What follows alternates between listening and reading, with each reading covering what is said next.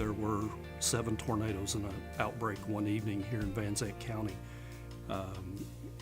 Came through from south to north, damaged several hundred structures, lots of property, livestock. They ranged from an EF0 to an EF4, so there was quite a bit of damage across the county. Lisette Osborne, who is a very active member of Texas Public Health Association, connected me with Russell Hopkins in Zandt County, and we discussed the tornadoes that occurred in April of 2017 and the fact that they wanted to rebuild that particular area with the social determinants of health in mind. And it wasn't much later that we were all meeting in Dallas to talk about what that partnership might look like. And as soon as we had that conversation with Russell, we decided that that was the project that we wanted to do. And so we got started pretty quickly on that. Part of the project was including a multidisciplinary task force. So we called in folks from the planning discipline as well as public health. So we have a task force that's been kind of directing all of our activities, but the main focus of this project has been on our student interns. We have several interns from 3 different disciplines across public health, social work, and planning. And so we've had 6 interns that have been working with us for the last several months, just trying to get this project off and running. And so we are here in Zandt County this week to roll out the toolkit that we've been working on to help rural communities plan for and to recover from disastrous events like tornadoes or floods or whatever the disaster may be. This is the first in the country that we are aware of in creating a toolkit that a community can use for rural recovery efforts.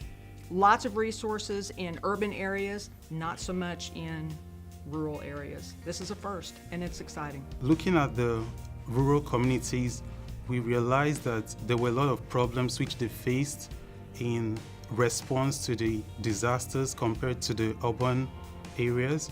And we noticed that with the poor resources which they had, there was a slow response, and also the rate of recovery would be slower compared to the urban areas. Every disaster is a local disaster.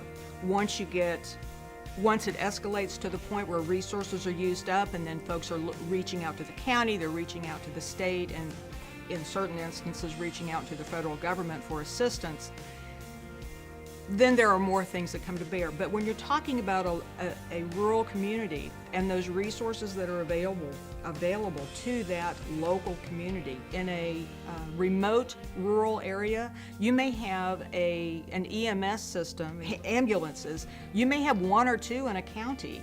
What if those 1 or 2 are taken out of play?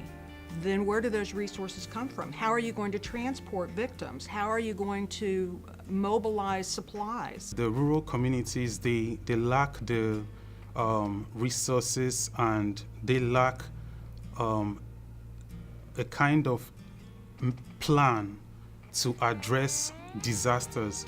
So what we did was to address this in terms of planning, response, and recovery.